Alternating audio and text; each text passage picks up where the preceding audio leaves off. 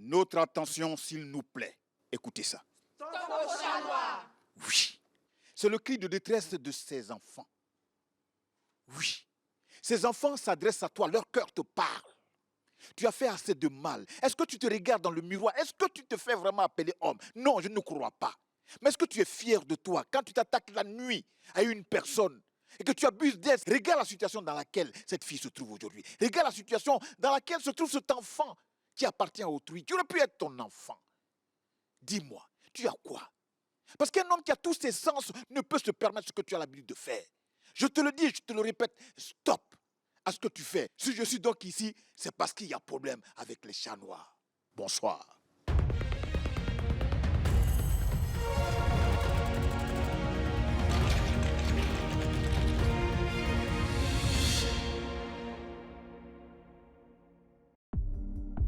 En Côte d'Ivoire, l'interruption volontaire de grossesse IVG reste un sujet sensible, mêlé à la morale, la foi et la peur du jugement. Longtemps considéré comme un crime, l'IVG est désormais encadré par l'article 427 du Code pénal révisé, qui autorise l'avortement sécurisé dans des cas bien précis: viol, inceste, menace pour la vie ou la santé de la mère. Une avancée légale qui interroge autant qu'elle divise. Mais au-delà du texte, la réalité est plus nuancée. Dans les hôpitaux, les femmes continuent souvent de subir le poids du silence, de la honte ou du manque d'information. Certaines, faute d'accès aux structures reconnues, se tournent encore vers des pratiques clandestines, au péril de leur vie. Le changement de loi n'a pas encore entraîné un changement de mentalité. Selon les autorités sanitaires, plus de 20% des décès maternels sont liés à des avortements non médicalisés. L'article 427 vise justement à réduire ce drame silencieux. Entre espoir et défi, le pays cherche un équilibre entre le respect de la vie, la liberté des femmes et la préservation de la dignité humaine. Anne, victime d'une agression sexuelle, découvre une grossesse qu'elle n'a jamais voulu. Perdue, paniquée, elle cherche une solution, loin des regards. Les premières portes où elle frappe sont celles d'une clinique clandestine, des lieux cachés, sans règles, où on promet de régler le problème sans trop poser de questions. Là-bas, Anne manque d'y laisser la vie. Intervention bâclée, douleurs violentes, complications. Elle réalise qu'elle a risqué sa peau parce qu'elle n'avait nulle part d'autre où aller. J'ai été violée par 3 hommes et je suis tombée enceinte. C'était en 2022, j'étais avec mes copines. On est sortis pour aller voir une amie. Après, on a fait le show jusqu'à, il était 2h, 3h du matin. Donc on ne voulait pas rentrer à la maison, puisqu'il se faisait tard, on ne pouvait pas rentrer. On avait peur de se faire agresser. Donc notre ami nous a proposé d'aller chez lui à la maison. Il a insisté qu'on parte chez lui parce qu'il se faisait tard et puis on ne sait jamais, on était des femmes. On était 3 filles, moi et mes 2 autres copines. On est allé chez lui, lui-même il était fatigué, il dormait grave. Moi aussi j'étais fatiguée, je me suis couchée. Il a 3 amis qui sont venus chez moi. On commençait à me faire des trucs. Moi j'étais saoulée, je ne voyais pas trop dedans. Mais je sentais genre, la présence d'une personne sur moi. J'étais tellement saoulée parce qu'on avait assez bu. Je ne savais même pas tout ce qui se passait. Suite à cela, j'avais des retards, j'avais fait mon test, j'ai vu que j'étais enceinte. Je ne voulais pas garder la grossesse parce que je ne savais pas qui était le père juste. Quand je suis partie à l'hôpital, j'ai croisé le docteur et je lui ai expliqué la situation. Il m'a dit que sa religion ne lui permet pas de faire ça, malgré que je lui ai expliqué toute la situation. Donc, je suis partie dans les cliniques de mon quartier pour pouvoir faire ça. Ils ont fait parce qu'ils n'avaient pas tout le matériel complet. Quand elle se tourne vers un centre sanitaire public, elle pense trouver un cadre sûr où elle peut expliquer sa tragédie. Mais elle tombe sur un mur. Celui qui la reçoit la met face à ses propres convictions religieuses. Sans alternative, elle n'a pas d'autre choix que de se tourner vers la clandestinité. Après ça, ça m'a créé beaucoup de problèmes. J'ai eu des saignements, des hémorragies, j'ai eu des douleurs au bas-ventre. J'ai fini à l'hôpital pour faire un lavement. Anne sort de cette clinique clandestine avec des séquelles physiques et psychologiques qu'elle aurait pu éviter si elle avait été écoutée. Comme elle, de nombreuses jeunes filles sont confrontées à des cas similaires. Et lorsqu'elles se tournent vers certains établissements sanitaires reconnus, à la recherche d'une aide, rien n'est simple, rien n'est direct. Elles se heurtent à des croyances personnelles des praticiens. Tout ça finit par créer un parcours où chaque pas est un combat. Au lieu d'aider les victimes, le système semble laisser croire que ce qu'elles traversent est une faute. Je pense que les gens sont un peu durs avec les victimes parce que garder un enfant d'un viol, c'est beaucoup difficile parce qu'il y a le traumatisme aussi qui est là, il y a la peur aussi qui est là, le jugement aussi qui est là, qui fait qu'on veut avorter. Donc, moi, je trouve qu'ils sont un peu trop durs avec les victimes. À la réalité, Anne ignore que la situation qu'elle traverse fait partie des 3 cas de figure pris en compte par l'article 427 nouveau, qui autorise l'IVG sous des conditions strictes, qui sont les cas de viol, d'inceste, et lorsque la grossesse met en danger la santé physique ou mentale de la femme ou sa vie. Dans les faits, Anne aurait dû être prise en charge si elle avait connaissance de cette loi et si le corps médical avait suffisamment connaissance de cette disposition. Et même quand le corps médical a bien souvent l'information, les victimes butent malheureusement sur des convictions, des hésitations et des zones grises administratives. La loi est là, mais son application reste fragile, inégale et souvent inaccessible pour celles qui en ont le plus besoin. Pour le docteur Bini, cette réforme marque un tournant dans l'histoire sociale ivoirienne. L'interruption volontaire de grossesse sort tout doucement du champ du tabou pour entrer dans celui de la santé publique. L'État reconnaît enfin qu'interdire n'a jamais empêché, mais a souvent aggravé le drame des grossesses non désirées. Je pense que ça touche essentiellement aux violences basées sur le genre, qui sont des formes de violence adressées contre des personnes, soit par rapport à leur sexe, soit par rapport à un ensemble de normes sociales. Et donc, c'est, on va dire, des conséquences, si vous voulez, de certaines inégalités. Des inégalités sociales qui existent déjà entre des individus. Et donc, dans plusieurs cas, comme dans ces cas spécifiques aussi, l'interruption des grossesses est bien entendu mal perçue. Est perçue comme une forme de, j'ai envie de dire,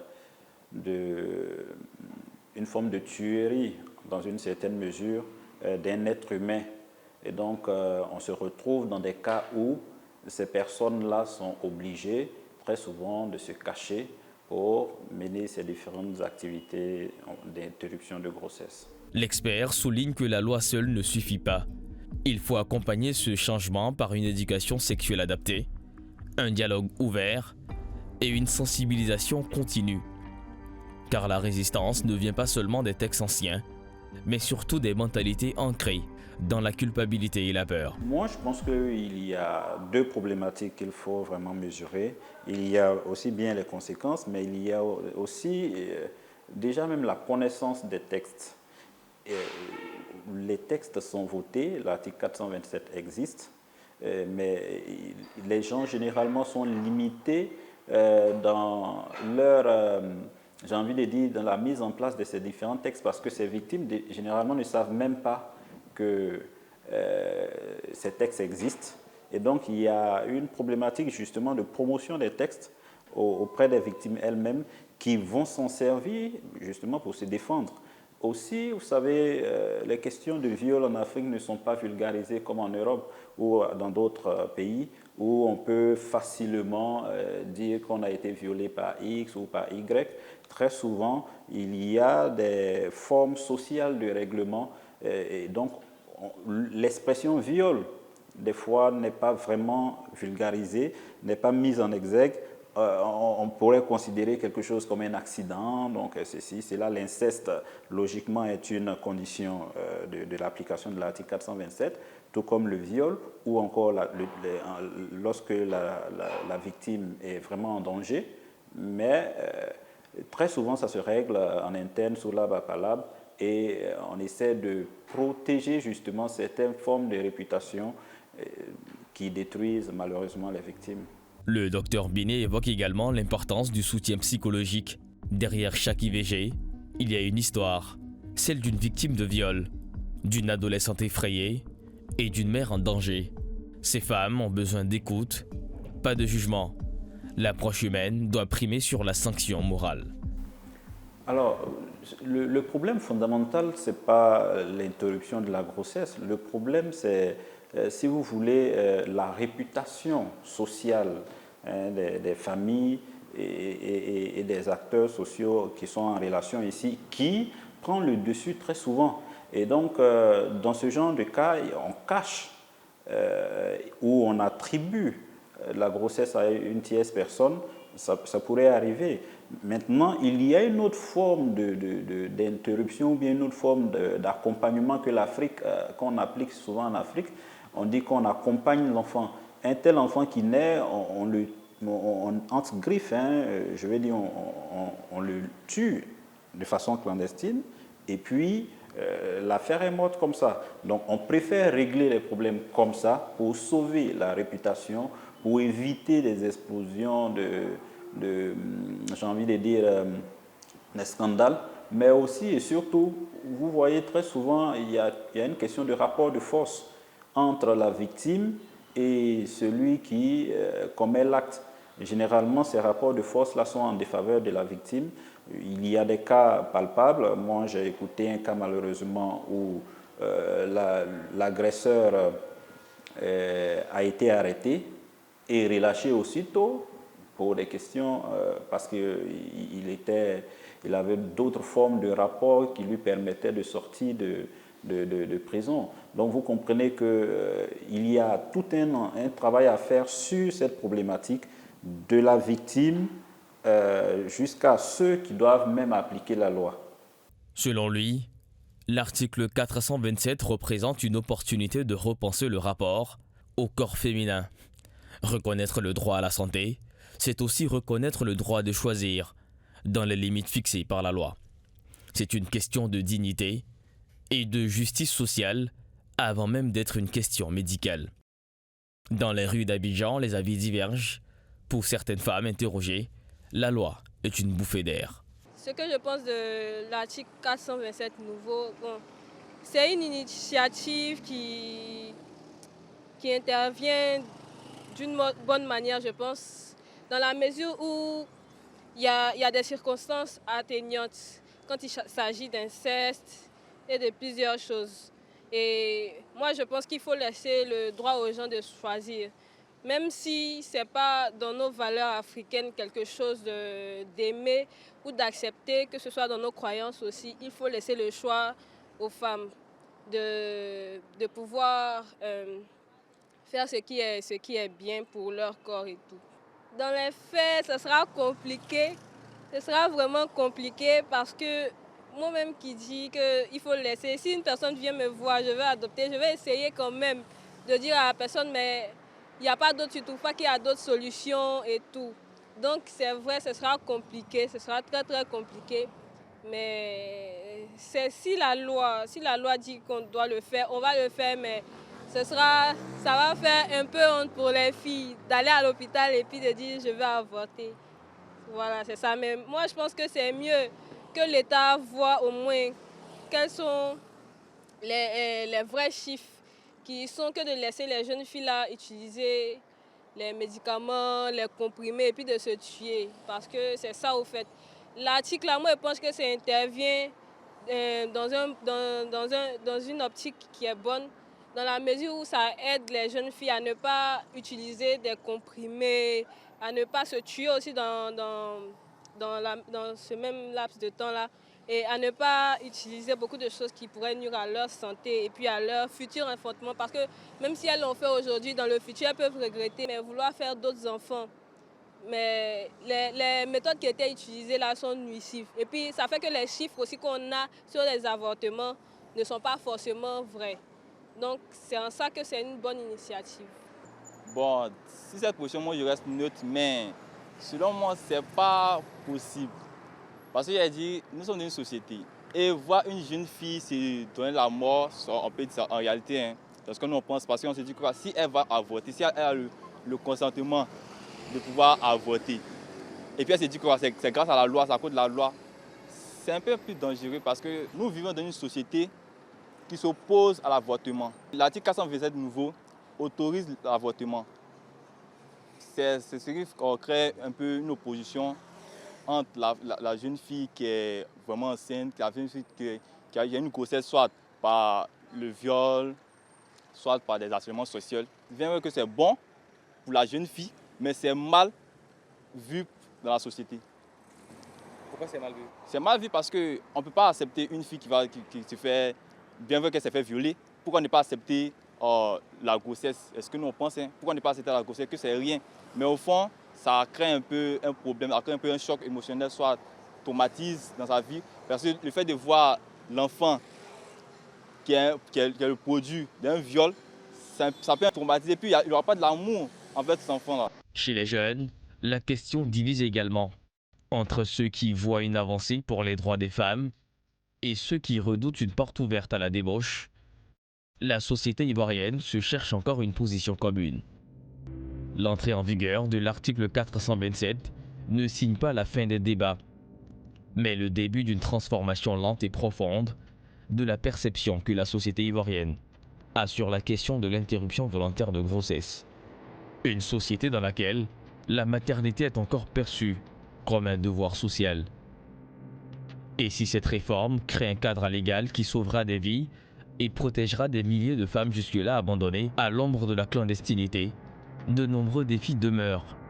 Le manque de centres agréés, la méfiance du personnel médical, de nombreuses procédures complexes. L'avenir de l'article 427 dépendra de la volonté collective, celle des décideurs, des médecins, des leaders religieux, mais aussi des familles. Car l'IVG sécurisé n'est pas une invitation à la légèreté, c'est un choix de santé et surtout de vie. Dans le silence des hôpitaux, les voix se libèrent peu à peu. Derrière chaque signature de médecin, chaque certificat d'avis médical, il y a peut-être une vie sauvée, mais la loi ne suffira pas sans un véritable accompagnement. Les associations de terrain comme Stop au chat noir rappellent que l'accès à l'interruption volontaire de grossesse sécurisée doit s'accompagner d'écoute, de prévention et surtout de contraception. Car la meilleure manière d'éviter l'IVG, c'est de prévenir toute grossesse non désirée, surtout chez les adolescentes, bien souvent livrées à elles-mêmes. Sur les réseaux sociaux, le débat continue, avec des avis bien tranchés, entre les défenseurs d'une morale absolue et ceux d'une liberté encadrée. L'ombre du jugement plane toujours. Pourtant, au-delà des polémiques, l'article 427 incarne une promesse, celle d'un pays qui reconnaît enfin que protéger les femmes, c'est aussi leur offrir le droit à la sécurité, à la santé et à la dignité.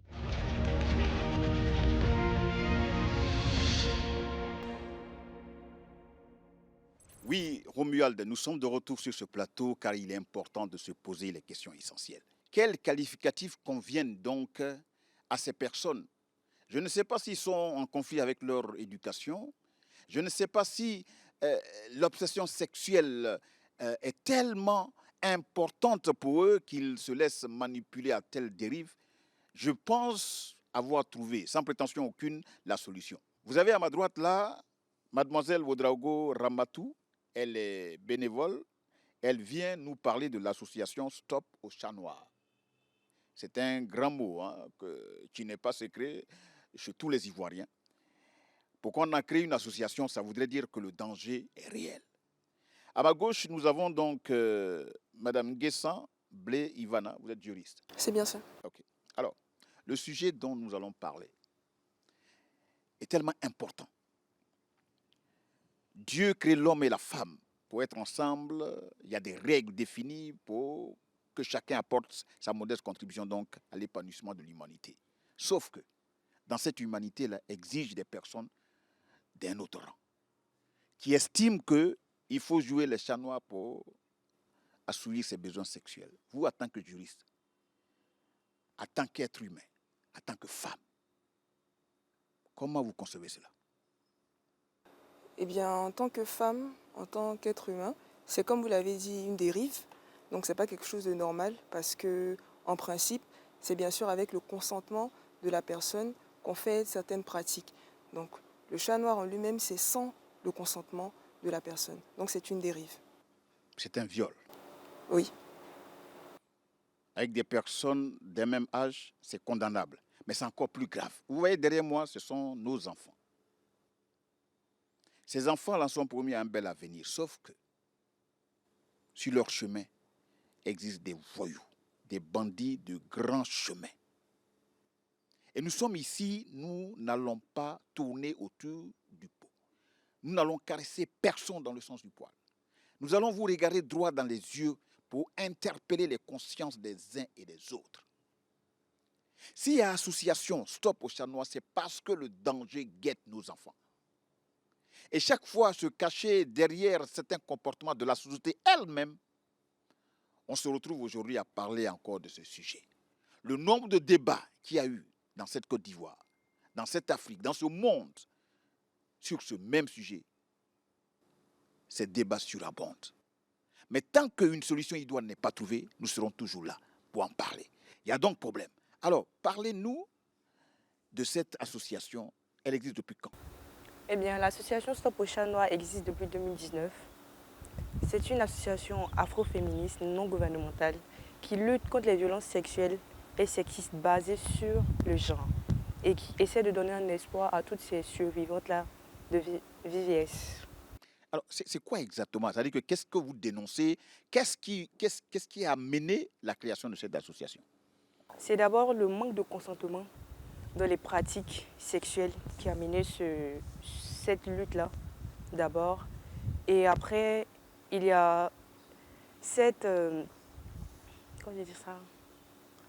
méconnaissance-là du phénomène de chat noir ou du manque de sérieux avec ce phénomène-là qui a mené cela. Vous pensez vraiment que les gens ne savent pas? Ils savent très bien. Des gens savent très bien. Les chats noirs peuvent constituer même un quartier.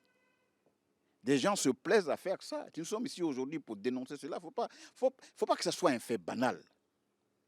Nous allons crever l'abcès et dire aux gens que ce n'est pas bien. Et parfois, on est dans des arrangements de famille qui font que ces coupables continuent de sévir. Quelles sont généralement les difficultés auxquelles vous faites face? Est-ce que ce sont les victimes elles-mêmes qui viennent vous voir? Comment ça se fait? Comment vous les prenez en charge? Puis vous disposez de quels moyens?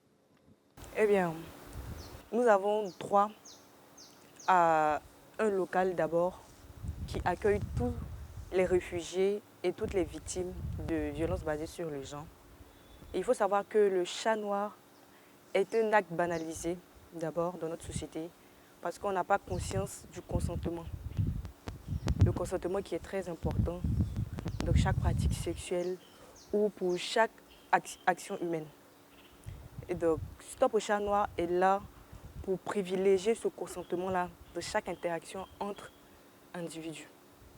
Alors, quand vous parlez de consentement, ça voudrait simplement dire que Spencer, il est tombé sous le charme d'une jeune dame. C'est son droit le plus absolu. Il faut qu'il lui fasse ses avances. Il faut qu'il arrive à la convaincre, qu'elle accepte de pouvoir regarder dans la même direction que lui et que les deux acceptent d'aller ensemble, qu'ils aient des rapports avec le consentement des uns, de l'un et de l'autre. Et c'est ce fait-là qui est banalisé parce que beaucoup disent « Oh, c'est arrivé, oui, je suis d'accord avec vous. » Je suis d'accord avec vous parce que des enfants ont été violés ici sous nos yeux. Les propres parents des victimes ont trouvé un arrangement parce qu'il y avait un problème de famille, qu'il ne fallait pas que cela sorte. Et ces exemples-là sont légion. Moi, je voulais donc me tourner vers la juriste. Quand vous avez des cas comme ça, où l'enfant a été victime de ce viol, de cette agression sexuelle, et qu'au niveau de la loi, il y a un mécanisme juridique qui est mis en place pour punir ce type de personnes, et que les parents de la victime eux-mêmes acceptent un règlement à l'amiable, comment la justice peut rattraper cela? Bon, à la vérité, dans ce genre de cas, c'est vraiment des actions qui sont très personnelles.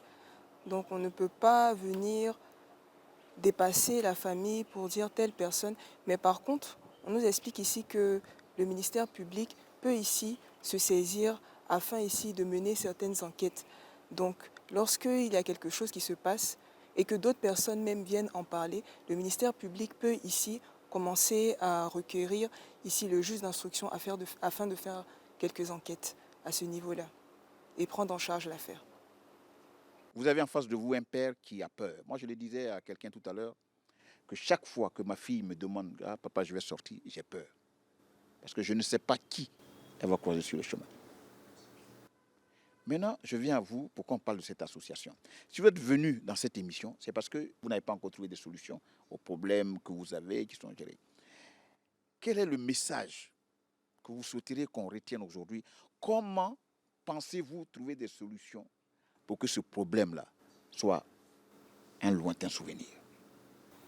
Eh bien, pour que ce problème soit un lointain souvenir, il faut d'abord prendre connaissance sur cette question de chat noir qui est directement attrait au viol. Parce que c'est un acte sans consentement. Mais quand on dit chat noir, les gens ne se moquent pas de vous. Si, bien sûr. Parce que la société ivoirienne a banalisé le viol pour le chat noir. Voilà. C'est comme avoir allégé le thème viol pour dire chat noir. Parce qu'il y a manque de consentement dans les deux sens.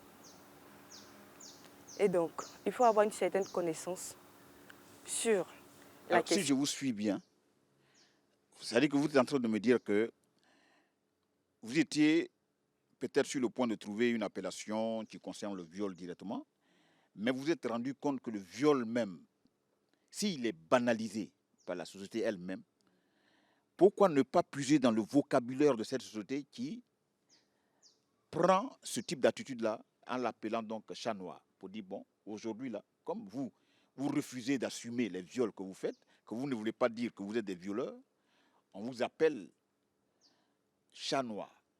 C'est peut-être votre petit nom de caresse dans vos activités de diable. Donc, on va prendre cela pour aller contre vous, pour dire, bon, les chats noirs qui ont donc pris la place des violeurs, là, aujourd'hui, nous allons lutter contre vous. En effet, c'est d'abord ça, j'ai dit, la connaissance sur ce phénomène-là, et après la sensibilisation, et pour aller en profondeur, et maintenant appeler les termes comme ils sont, viol. Oui, mais quand vous participez à une émission comme la nôtre, après, c'est quoi les plans d'action que vous mettez en place pour sensibiliser au plus haut niveau toute la population? Parce que cette émission, elle est passée, et puis après. Eh bien, nous allons sensibiliser dans des écoles d'abord. Nous organisons des formations. Nous faisons des ateliers aussi, des focus group de connaissances sur le consentement, le viol, sur le violentomètre, qui est un outil qui permet de mesurer les types de violences qui sont faites aux victimes de VVS. Voilà. L'association est reconnue par l'État de Côte d'Ivoire? Oui. Est-ce que la tutelle, vous la rencontrez de temps en temps pour faire le point un peu de tout ce que vous menez comme activité? Oui. Au jour d'aujourd'hui, le satisfait est à quel niveau, à quel degré de pourcentage? Est-ce que les autorités compétentes apprécient le travail colossal que vous abattez? Oui, ils apprécient et c'est reconnu. Je voulais demander donc à l'équipe de production, on va se déplacer un peu et je vais poser quelques questions à ceux qui sont derrière. Est-ce que, ma fille, tu as déjà entendu parler du phénomène chat noir? Oui, monsieur. J'ai déjà entendu parler. Ils t'ont dit quoi exactement? Qu'est-ce qu'ils font, les chats noirs? Qu'est-ce que tu as entendu? Ils t'ont dit quoi? Je sais que les chats noirs, ce sont les agresseurs, c'est-à-dire les violeurs, mais sous forme masquée. C'est-à-dire que eux, c'est les soirs qu'ils agissent. Bon, peut-être un père qui, je prends un exemple, un père qui essaie de coucher avec la servante sans son consentement. Bon, ce sont les personnes-là qu'on appelle chats noirs. C'est-à-dire que c'est pendant que la lumière est éteinte, que tout le monde dort, qu'il joue au chat, un père. C'est-à-dire qu'il croit que parce qu'il donne un salaire à la servante, il en est le propriétaire. Mais il y a des pères même qui vont plus loin et qui font de l'inceste, c'est-à-dire qu'ils couchent même avec leur propre enfant, mais en mode chat noir. Vous avez déjà entendu parler? Oui, monsieur. Ça vous concerne, si quelqu'un... Tu veux dire quelque chose? Merci pour la parole. Déjà, c'est définir le concept de chat noir. Qu'est-ce qu'on entend par chat noir? Alors, l'association Stop au chat noir définit le chat noir comme un viol. La définition exacte, littérale de chat noir, c'est le fait de s'introduire, qu'un homme s'introduise dans la chambre d'une femme et lorsque celle-ci est endormie, pratique ou mène des actions sexuelles sans son consentement. C'est ce qu'on appelle chat noir ici et c'est ce que l'association définit comme le viol. Donc le chat noir ici est un viol. Jeune homme, ce que tu dis m'intéresse. C'est-à-dire que il n'y a même pas eu de contact au préalable, mais il sait où elle dort. Donc la nuit, aucune discussion, et il va s'introduire dans sa chambre. Et sans scrupule, il cherche à coucher avec elle. Mais pour toi, si tu as en face de toi aujourd'hui quelqu'un qui se comporte comme un chat noir, qu'est-ce que tu vas lui dire? Ma pensée, donc mon avis sur ce truc-là, ce phénomène, déjà, sur le plan moral, déjà, c'est un acte qui est vraiment comment on dit, à proscrire de façon morale, sur le plan moral, avant même d'arriver sur le plan juridique, social et tout ça.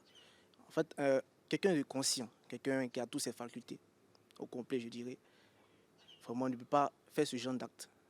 Automatiquement, lorsque cette personne commet ce genre d'acte, moi, personnellement, je le classe en tant qu'un bourreau, en fait. Voilà, une personne malsaine avec qui il ne faut pas vraiment avoir de contact.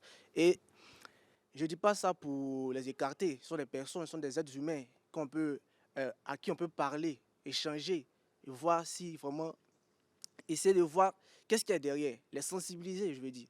Voyez-vous. Mais si ça se fait de façon systématique, répétitive, là, il faut intervenir, il faut agir avec les gros moyens. Voilà. Il a dit, il faut agir avec les gros moyens. Que dit la loi? Bon, par rapport à ces cas qui sont bien sûr qualifiés de viol, la loi punit le viol comme étant un délit, donne un emprisonnement allant de 2 jusqu'à 10 ans. Voilà, et aussi des amendes qui sont assorties. Alors, quel est généralement les procès que vous avez suivis, qui vous ont le plus marqué dans ces cas de chat noir, de viol? Bon, il y a eu plusieurs cas. Et plusieurs cas, bon, on va dire le cas le plus récent, c'était celui un peu où il y avait, bon ça c'était un peu plus au niveau du harcèlement moral, voire sexuel pour la jeune dame qui était en équipe de judo.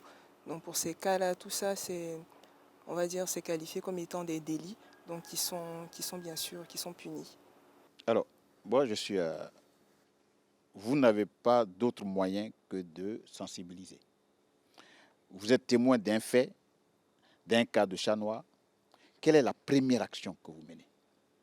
La première action, c'est d'abord d'apporter un soutien à la victime, de l'écouter, de lui dicter tout ce qu'elle doit faire d'abord et après passer aux moyens juridiques. Alors, les moyens juridiques, c'est vous appelez, vous partez au parquet, vous voyez un avocat. Comment ça se passe généralement? En effet, c'est de proposer le problème à la loi pour qu'il y ait justice. Oui, parce que tout à l'heure, vous avez parlé de consentement et c'est ce que vous dénoncez. C'est-à-dire qu'on parle de chat noir aujourd'hui parce que des rapports sexuels sont faits sans consentement. Mais est-ce que vous avez le consentement de la victime pour aller voir un avocat? Ça aussi, c'est un fait. D'abord, il y a le consentement qui est demandé à la victime.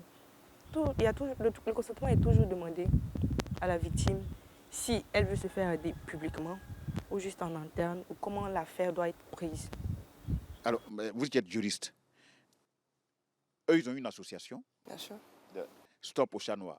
Une victime dont elles ont été témoins du cas, elles estiment qu'une démarche va être entreprise pour que ce voyou-là soit condamné. Est-ce que là, on a besoin du consentement de la victime pour amener l'affaire à la justice? Bien sûr. Bien sûr, il faut toujours le consentement, qui est la notion principale même, parce que, comme j'ai dit auparavant, c'est une action qui est personnelle. Donc, il faut d'abord que la victime puisse consentir au fait de partir porter plainte.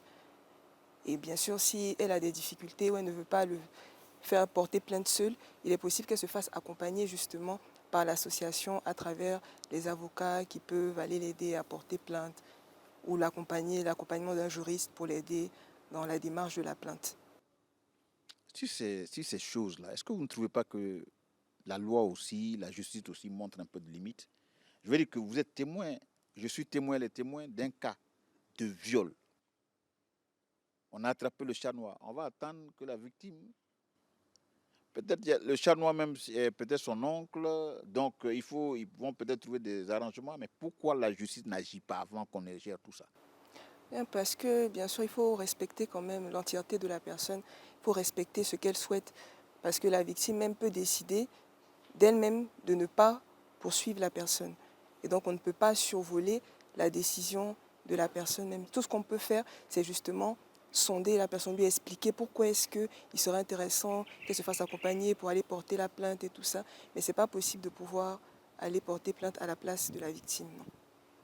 Ma fille, quel est le message que tu peux lancer à tes copines qui seraient donc victimes de ces chats noirs-là, qui ont peur d'en parler et qui ne veulent pas porter plainte? À toutes ces victimes de chats noirs qui ne veulent pas porter plainte, moi je les conseille d'en parler. Pas forcément de se rendre seul à la justice, mais essayer d'en parler à un proche. Chercher des personnes avisées qui peuvent vous aider. Il y a des ONG qui sont là. L'ONG Stop aux chats noirs est une ONG qui lutte principalement contre les violences sexuelles et sexistes. Vous pouvez comme ça chercher le numéro de l'ONG et euh, converser avec les spécialistes qui pourront vous aider et mieux vous guider. Moi, je conseille à ces personnes de ne vraiment pas s'asseoir sur le problème, de ne pas se taire sous le poids de la peur. Parce que quand une personne a peur que cette personne se tait, la personne qui a commis l'acte a toujours le pouvoir de commettre cet acte-là sur d'autres personnes. Donc, pour limiter cette personne, mieux vaut agir maintenant. Messieurs les chats noirs, vous êtes assis, vous nous regardez, vous êtes contents, vous voyez vos enfants. Un jour, ça va s'arrêter. Il y a déjà une association. Ces enfants en parlent aujourd'hui sans complexe aucun. Oui, monsieur le chat noir, c'est de toi qu'on parle. C'est ta fille. Elle te dit, désormais, là, si tu continues comme ça, on va te dénoncer avec la rigueur. Tu vas aller là où tu mérites d'être. Tu es toujours derrière des petits arrangements de famille. Tu violes. Tu fais des choses pas catholiques et tu en es fier. Oui, toi aussi, l'autre chat noir, c'est à toi que je parle. Tu viens d'attendre ta fille. Hein? Elle dit maintenant, à défaut d'aller devant la justice, elle va en parler. Et quand elle va en parler avec donc Stop aux chats noirs, cette association, c'est sûr et certain que la juriste, c'est-à-dire qu'il faut que chacun joue son rôle dans ce puzzle que nous constituons. Ce qu'on oublie, c'est qu'un rapport dont tu es victime sans ton consentement, je veux dire que ça laisse sur le plan moral des cicatrices. Moi, je connais des femmes qui aujourd'hui, dès qu'un garçon les touche, elles crient. Parce que ça leur rappelle tout ce qu'elles ont vécu. Que vous, qui êtes donc l'association Stop aux chats noirs, je voudrais que vous regardiez une de ces caméras. Considère que toutes celles qui sont ici et tous ceux qui sont ici là sont des victimes des actions des chats noirs et que tu n'en peux plus. Je veux juste qu'ils partagent avec toi ton cri de détresse. C'est-à-dire que cette boule qui est enfouie en toi, cette douleur que tu as du mal à extérioriser, je veux que tu lui parles. À cette sœur victime de chat noir, j'aimerais dire tu n'es pas seule. Il y a ta mère, il y a ta sœur qui est là. Il y a également l'association Stop aux chats noirs qui est joignable au numéro 07 2 x 77 79 07 et aussi qu'il y a une application où tu pourras communiquer anonymement si tu veux. Ah, ça m'intéresse. Une application? Oui. Là, on va, c'est bien ça. Alors, comment ça marche? Ça s'appelle Stop aux chats noirs. Il y a plusieurs onglets, il y a même un chatbot. Donne-moi, parce qu'aujourd'hui, le monde évolue, on est dans ça. Celui qui, oui, on est dans la digitalisation. Et c'est pas Wilson qui me contribue. L'application est disponible sur toutes les plateformes de téléchargement. Ok. Vous avez tous les onglets disponibles pour communiquer, pour expliquer tous vos problèmes, communiquer avec des professionnels aussi et avoir de l'aide surtout sur votre problème. On va aller doucement.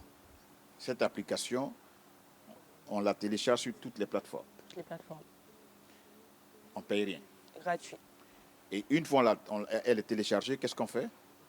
Tu peux aller dans l'onglet assistance. OK. Ou aller dans l'onglet chatbot où tu parleras avec des professionnels anonymement si tu le veux. Tu expliqueras ton problème et tu te feras écouter et peut-être même prendre rendez-vous sur le lieu d'assistance de Chat Noir pour te faire aider. Si tu as peur de parler, c'est l'occasion d'utiliser cette application. Si vraiment tu as peur, tu peux souscrire, tu peux la télécharger et puis ouvre-toi. C'est difficile pour toi, je sais, mais ouvre-toi. C'est important. Parce que ce dont nous parlons en ce moment, on sait que tu as du mal à vivre cela. Et on a mal aussi à ta place. Je viens à vous. D'abord, on va rappeler le numéro de téléphone. Parce qu'il y en a qui sont de la vieille 07 école, hein. 07 2 x 77 79 07. On va le reprendre pour une dernière fois. 07 2 x 77 79 07. Ok. C'est vous qui êtes la juriste, c'est vous qui allez nous dire quelle est l'attitude qu'aujourd'hui les victimes devraient avoir pour que la loi puisse les protéger. Donc l'attitude que les victimes doivent avoir, c'est déjà de ne pas, elles, se sentir souillées. Parce que c'est souvent ce sentiment, lorsqu'on se sent sale, on se sent souillé, on se recoqueville en quelque sorte et on reste dans son coin. Non, il faut parler. Il faut aller devant les juridictions, il faut porter plainte. Et si justement, ce n'est pas possible de pouvoir porter plainte parce qu'on a trop peur, passer justement par l'association, donc Stop au Chat Noir même, pour pouvoir dire j'ai été victime, j'aimerais avoir de l'aide. Donc quand c'est comme ça, l'association va mettre en contact des professionnels pour pouvoir aider la personne, accompagner la personne jusqu'au dépôt de la plainte, au procès et jusqu'à ce que tout se termine. Donc c'est vraiment on dit souvent la honte doit changer de camp. Donc il faut que la victime se sente maintenant dans ses droits de pouvoir avoir justice. Alors, le Chat Noir a fini d'agir. La victime tombe enceinte. Qu'est-ce qui se passe? Eh bien, auparavant, il n'était pas possible d'interrompre la grossesse. Mais aujourd'hui, grâce à l'article 427 nouveau, il est possible maintenant, le viol ou encore l'inceste font partie des cas où il est possible d'interrompre volontairement la grossesse. Parce que c'est vraiment atténuer le mal. Parce que tu ne peux pas pouvoir coucher avec quelqu'un sans ton consentement et que tu vas porter quelque chose qui vient de lui dans ton corps. Donc la loi aujourd'hui permet de mettre fin à cette souffrance. Il ne faut pas qu'on mélange les choses. Hein. Ne dites pas, non, elle a été très claire. À l'époque, on ne pouvait pas. Maintenant, avec l'article 427 nouveau, les cas d'inceste et de viol autorisent donc qu'on arrête, qu'on freine donc l'évolution de cette grossesse. Voilà qui est clair, je voudrais qu'on le comprenne très bien. Voilà. Nous sommes presque à la fin de cette émission. Je vais quand même faire le tour de table avec quelques invités. Est-ce que je te sens triste? Tu es un peu éprouvé par tout ce qu'on dit ici. Tu voudrais dire quelque chose? S'il y a quelqu'un qui a envie de s'exprimer, toi, tu veux parler? Quelqu'un n'a pas quelque chose à dire? À toutes ces filles qui ont été victimes de viol, j'aimerais dire de ne pas avoir peur, de faire un choix lorsqu'elles tombent enceintes après ces viols-là, pardon. Ici, on parle du fait que la femme doit être pro-choix, c'est-à-dire elle a le choix de soit interrompre la grossesse ou soit de garder. Ce n'est plus du tout comme avant où c'était pas légal, comme elle a si bien dit, d'interrompre la grossesse. Et donc, si elle pense que garder cette grossesse-là sera pour elle vraiment une lourde charge ou peut-être un choc émotionnel, il est vraiment possible d'interrompre la grossesse et de continuer vraiment à vivre simplement. Voilà. Oui, quelqu'un voudrait intervenir? Je vais ajouter, quelque chose qu'elle a dit. Voilà, il faut souligner également que c'est une interruption qui se fait comme dans un cadre sanitaire, dans un établissement sanitaire. Voilà, elle peut interrompre la grossesse avec confirmation de 2 médecins par écrit, après le consentement de la survivante. Et on peut interrompre la grossesse dans les cas d'inceste, de viol, lorsque la grossesse met en mal la santé mentale, physique ou la vie même de la femme. Voilà, et tout cela, c'est sous encadrement, encadrement médical et consentement encadré. J'aimerais encore souligner que à toutes ces personnes cachées derrière cette caméra qui ont peur, qui sont cachées dans les zones de confort, relevez-vous, affrontez, dénoncez, car ces personnes-là ne peuvent pas rester impunies. Il faut qu'ils soient dénoncés pour les actes atroces qu'ils font subir à une jeune fille. Vous voyez jusqu'où va cette société? Il est temps, il est vraiment grand temps. S'il y a des personnes qui suivent cette émission qui estiment qu'elles peuvent apporter leur modeste contribution donc au grand travail abattu par cette ONG, Stop au chat noir. Prenez attache. Parce que ce type de combat-là ne se mène pas seul. L'union fait la force. La loi a beau sévir, mais les chats noirs reviennent toujours à la surface. Et encore plus dangereux. Notre société va mal. Nos enfants sont menacés. Les chats noirs continuent de sévir. Stop. Assez, c'est assez. C'est avec une tristesse que nous avons parlé de ce thème. Et je voudrais dire à toutes ces victimes que, heureusement que la loi permet avec l'article 427 nouveau de ne plus qu'il y ait une deuxième mort. Parce que comment survivre après un tel drame, une telle souffrance, je ne la souhaite même pas à l'enfant de mon ennemi. L'association Stop au chat noir, cette ONG que nous avons invitée sur ce plateau, nous avons invité donc notre enfant juriste qui est venu nous dire les possibilités de la loi. On va se retrouver dimanche prochain pour un autre sujet, pour dire il y a problème. Bonsoir.